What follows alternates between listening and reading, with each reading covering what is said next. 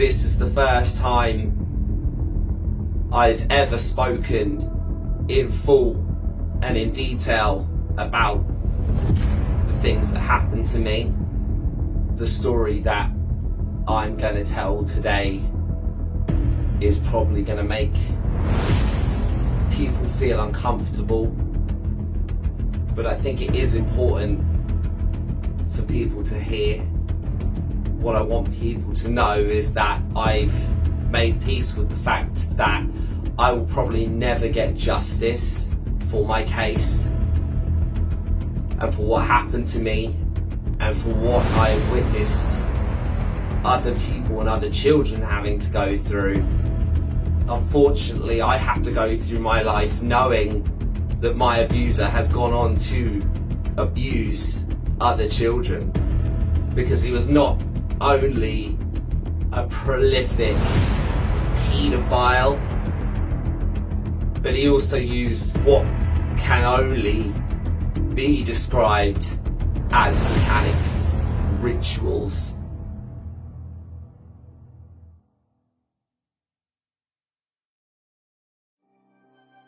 I'm very, very lucky. I truly believe that one of the reasons that I'm sat here today telling my story and not dead is because of my parents. What's strange is, like, I can pinpoint back to being a child and feeling anxiety before I even really understood what anxiety was. And it's something that I just feel like has been with me my entire life, this feeling of the world not quite understanding me, and me not quite understanding the world. My childhood as a whole, up until, the age of 11 years old, was, everything you could want it to be. A man was introduced to my life who used to work for my dad. He was what would be considered a family friend. First, he would start to come around sort of every couple of weeks, just popping in for a cup of tea with my mum and my dad. There was nothing really ever that made me feel unsafe or like ever that could have predicted what was about to happen. But he smoked, and he'd give us cigarettes like on the down low, and it kind of escalated to the point where me and my friend were asking if we could go out with this guy. It's crazy, but he took us out 2 or 3 weeks in a row at the weekend, would allow us to drink alcohol, and I'm ashamed to say it, but at 11 years old, that seems like the coolest thing in the world. For somebody to treat you like an adult when you never really felt like you'd fitted in with children was amazing. It made me feel on top of the world. And so I remember one Saturday, I believe it was the 4th or 5th time he took us out. He said that we were going to this show to see a tribute band, and so he comes to pick me and my friend up, and we head out like normal. We kind of rock up at this building. It became very clear very quickly that this was some kind of meeting place for homosexual men. I now know, years down the line, because one of my very close friends runs a chain of gay saunas. Again, I'm trying not to name people because I don't want to get sued, but I know this now to be what gay men would consider a gay sauna, and how we were allowed in to one of these places at 11 years old was beats me to this day. But we got in and we were taken to this room which was kind of covered in wood, but it had a television inside of it, and there were kind of markings on the walls and candles, and there was just this graphic, like, pornography on this television screen, like, just the most fucking horrific things, like a young baby being, like, mutilated by these people who had dark hoods on, and they were burning the baby with candles, and they were slicing this baby with a knife, and they were drinking this baby's blood. And truthfully, I really wasn't into a lot of things that regular boys my age were at that point. You know, I hated horror movies. I was absolutely terrified of the dark still, you know. What kind of went through my head was, well, must be what a horror film or one of these 18+ movies must be. And years later, the victims of sex trafficking and ritual abuse that I've worked with, to know now that I was probably witnessing what's referenced to as snuff films. Real life people are murdered for sexual gratification. You know, I was asked if I wanted to masturbate because everybody else in the room was masturbating, and I just couldn't, because again, I didn't know anything about sex. Nothing. I hadn't even kissed a girl yet. I remember the first thing going through my head is, what if every man does this? What if everyone's like this? What if I'm the odd one out? Because I've always felt like the odd one out. My entire life I've been gripped by this fucking anxiety that I just wasn't here at the right time and meant to be this person, and always felt like such a fucking black sheep in every situation. And then to witness this the first time, it sounds crazy, but it was easier to just act as though nothing had happened. And it was always so difficult to convey those feelings to my parents and to people around me that I didn't feel normal. Maybe at that point I should have walked away, but I didn't. And one Saturday, my friend was off seeing his real dad because his mum and dad weren't together. And so the abuser arrives at my house, asks me if I want to come out and do some stuff with him this afternoon. He's got some errands to run, and you know, before I know it, we're sort of in the car and we're on the way to his house. And so I couldn't really understand why we were going there, but we turn up this house, and instantly as we go in, like, I can just tell, like, something is just fucking off in this place. Like, the two guys who I assume were the two renting the place, one was sat at the table, like satanic tattoos and snakes and demons all up his arms, and he had this girl next to him who must have been about 12-13 years old, and she was handcuffed to the table. It was just crazy. Like, this girl had cuts on her arm.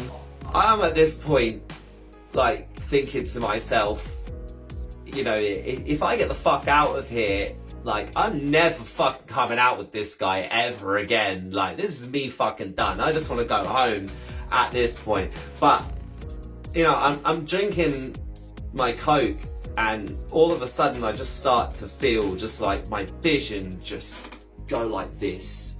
I've just recently had my 12th birthday, and so I still don't anywhere near have the capacity to understand what it's like to be under the influence of drugs at this point. And I'm like, shit, something is seriously wrong with me. I feel like I was going to be sick. But anyway, the next thing that I remember is waking up in this room with the two men that rented the house, both in dark hoods with video cameras standing over me, and my abuser performing oral sex on me.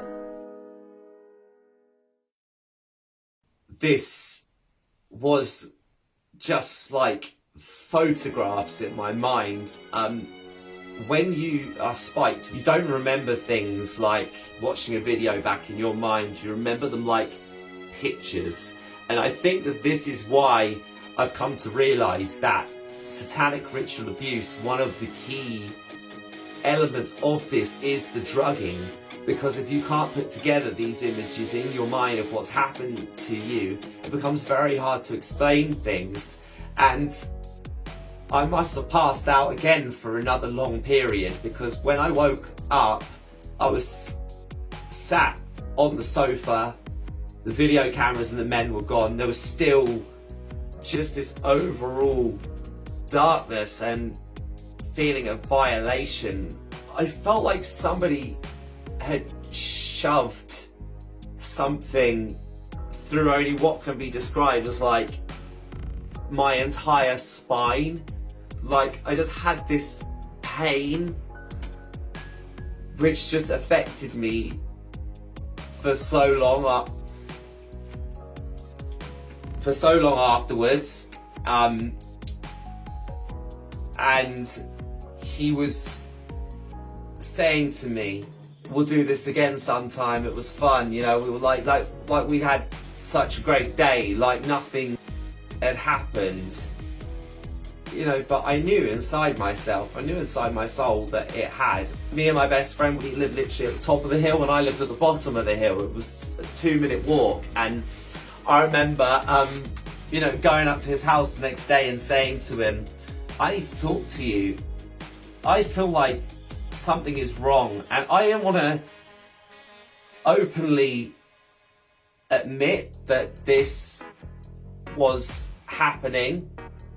I wasn't even sure in my own mind what had happened to me at that point, and for a long time afterwards. But I just said to him, I was like, what do you guys do when you go out together? And that's when my best friend disclosed to me that from the time at the gay sauna, they'd basically been meeting up. They'd go out together, they'd go back to his place, they'd masturbate, they'd make these films, that there would be other kids involved, both boys and girls. He was pretty sure himself that he was homosexual, and so all this guy was really doing was like giving him guidance and being the father figure that he felt like his own father hadn't been. And I had never heard of paedophilia or rape or anything like that. Again, I just knew in my soul there and then that this wasn't right. And so stupidly, rather than just going to somebody and not being an awkward fuck like I always am, and like anybody who knows me knows I always am, rather than just going to somebody and just saying, this is happening to us and this isn't right, I felt protective over my friend. And I think I even tried to tell his mum at one point, and I bottled it and ended up telling her that he was gay, outing him. I know, like crazy. I remember that conversation like it was yesterday, and I was gonna say, he's been doing this to me. I know, because he's been doing it to me as well. As we're moving towards Christmas, my parents and my friend's mum decided they were going out for the evening and asked our abuser if he could babysit us. Again, rather than just come out with it and just be like, don't go, mum, you know, I was trying to make it obvious that I didn't want her to go, but she goes and he decides he's going to take us to a pub. This pub we've been to a few times, the three of us, and the man who had the girl who was chained up would be there, people from the gay sauna. There seemed to be lots of trading of videotapes and satanic looking images of children being murdered and their blood being drank and hanging upside down on crosses. Just horrible graphic stuff. My friend mum ended up not feeling very well and coming home early that night, which sparked my best friend having to go home early. Obviously, what can I say? I didn't have a choice. The abuser basically came back to my house. We sat and watched TV for a while. Again, it became very obvious that whatever I drank at the pub that night had been spiked. He starts saying to me, this is the moment where you have to choose. There are those of us in life who have power, and there are those people who don't have power. And, you know, do you really believe that there's a man sitting on a cloud who's here to help you? No one's here to help you. He starts talking about kids in cages. You can rape, you can slap, you can kill them, you can do whatever you want to them, you can be one of us. I just was like frozen in this fear of, how have I allowed myself to end up in this situation again? Why did I drink this alcoholic drink? Why am I alone with this man? Why did my best friend have to go home early? And I'm just frozen, and I feel like he wanted me to react and be like, yes, you know, that's what I want. That's, you know, the type of person that I want to be. And when I froze, there and then shoved me up against my parents' sink, and he made me perform oral sex on him. And as I was doing it, he was saying to me, do you know how many other children I've done this to? Do you know how many other people there are just like you? And he raped me.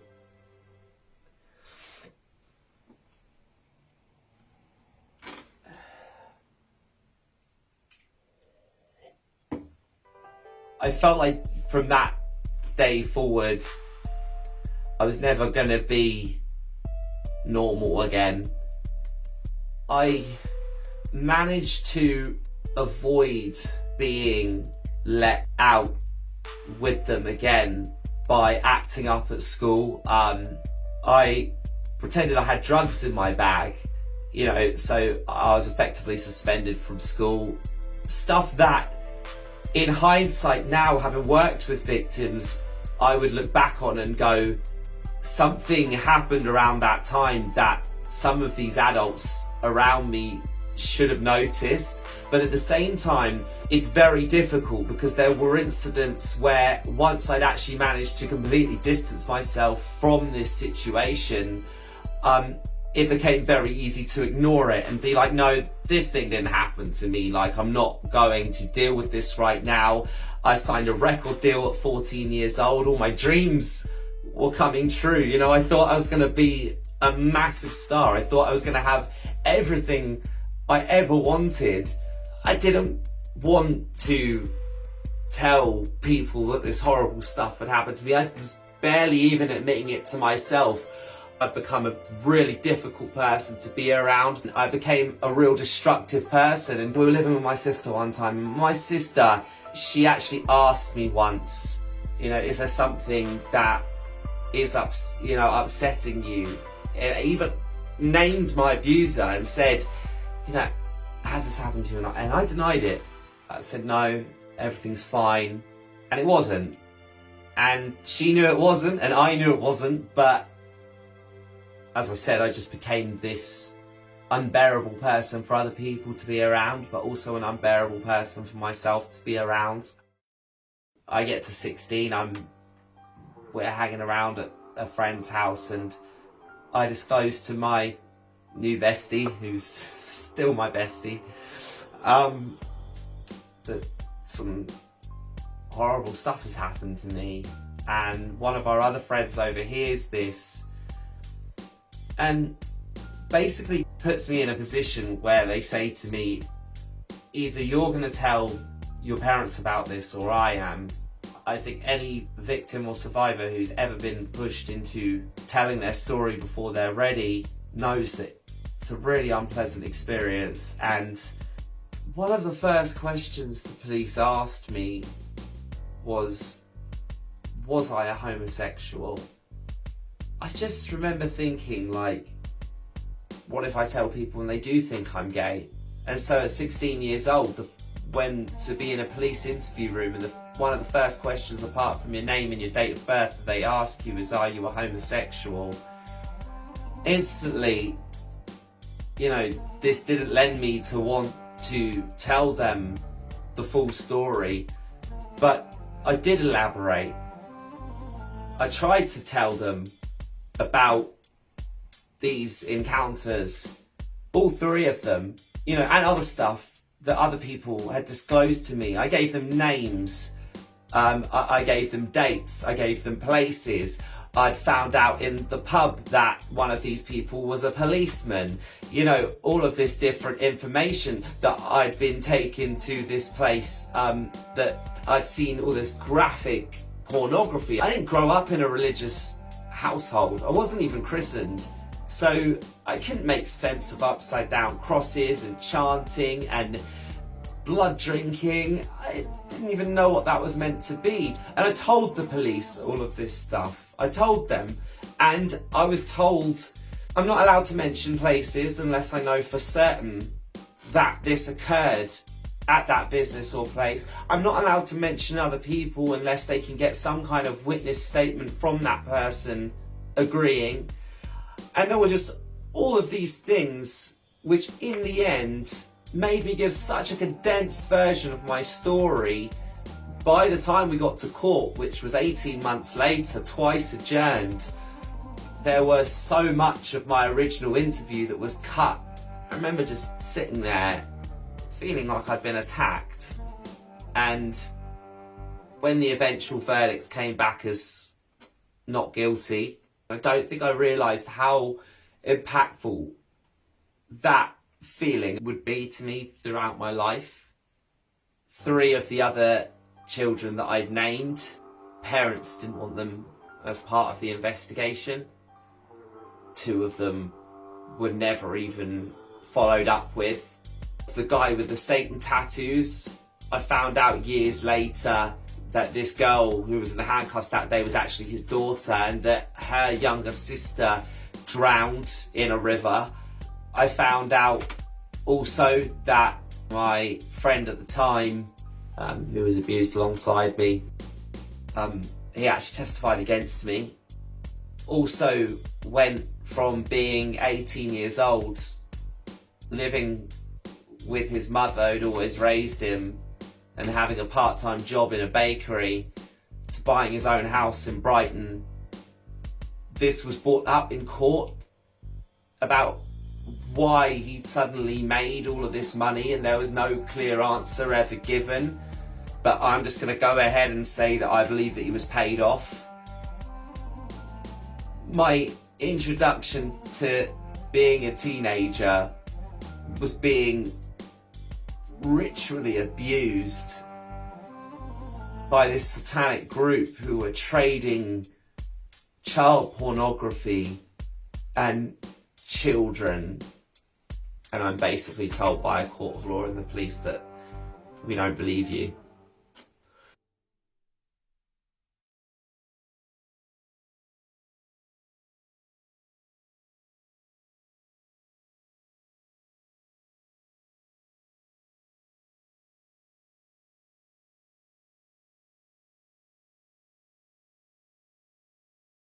So I moved to Ayia Napa for 5 years.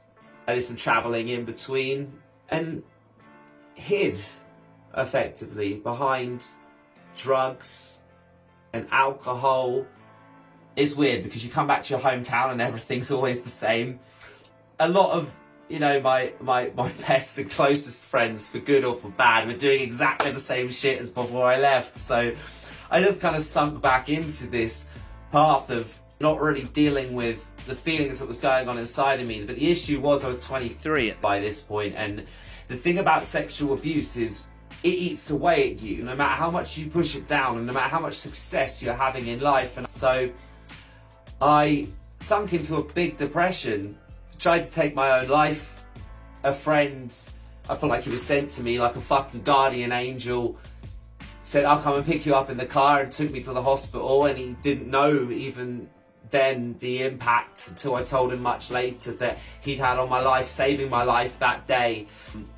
So I'm watching this fucking Dr. Phil episode one night, and it's about a sex trafficking victim. They felt like they were being stalked by a cult. I just couldn't believe some of the numbers that were being thrown out about missing children and children, you know, in these horrific situations. Brought me back to the things that had happened to me. And because of the way the court process had worked, I got through all these years of feeling resentful towards everyone around me because I'd never been given an opportunity to tell this story. And I start thinking to myself, right, you know, life has no fucking meaning and no point anymore, so what can you do? Well, you can help people like yourself. So I started volunteering to go on paedophile stings. I started working with victims of sex trafficking. I'd go to domestic violence homes and help out there, fucking adoption homes, children's services, even though that's a whole different fucking video in itself. Anywhere I could to try and feel like I was making a difference and that this wouldn't hopefully happen to somebody again like me. And then the pandemic hits.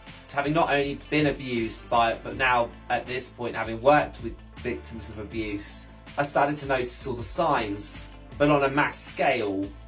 People not being allowed out of their homes, people being forced to decide on medical procedures one way or the other, people deciding whether they were going to spend the last moments of their grandparents' lives with them, you know, whether they could be around for their children being born, which just brought me straight back to being a victim again. And so I took myself to Hyde Park in May 2020 with my mobile phone. And I started to live podcast from there, that I wasn't going to consent to my freedom being taken away from me, and I wasn't going to consent to a new world order, which was effectively what I saw happening. But then I interviewed a survivor whose story just burned into me, because the things that she was talking about and mentioning were nearly exactly what I had been through. So after interviewing her, I did a bit more research into what she meant by satanic ritual abuse, because this wasn't a term that I'd come across when I was at another Freedom March in early 2021, and I met, of course, Jeanette Archer. This was a lady who was talking about the kind of things that I'd been through, but with clarity. And so I told Jeanette's story, and I've been very lucky to have been welcomed into the arms of the SRA Survivors Group. And I help input with that now. And that's been so healing and led me to telling you this story today. And I just knew in my heart that that was where I needed to be. So to meet Jeanette finally made me feel less alone. Coming to this point today has been realizing that throughout my worst times, I hurt a lot of people and probably made a lot of people feel like they weren't good enough. And if any of those people are watching this, I want them to know that they were never the problem. It was just a reflection of how I felt about myself. And in my life I've allowed myself at times to become out of control, but I'm so lucky and so blessed that whether you want to say God or fate or whatever you believe in has a path for me, I truly believe that I am here now telling this story at this moment because I'm meant to be here. And we all have a part to play in whether good or evil wins in this battle. And this is a fucking battle, whether people want to hear it or not. This is a spiritual battle. The pandemic was a test, and now what the world is faced with is a decision whether you turn to good or evil. I sit here today and tell you that I have seen true evil. I have seen people abuse children in the name of Satan. and I too myself was abused in the name of Satan.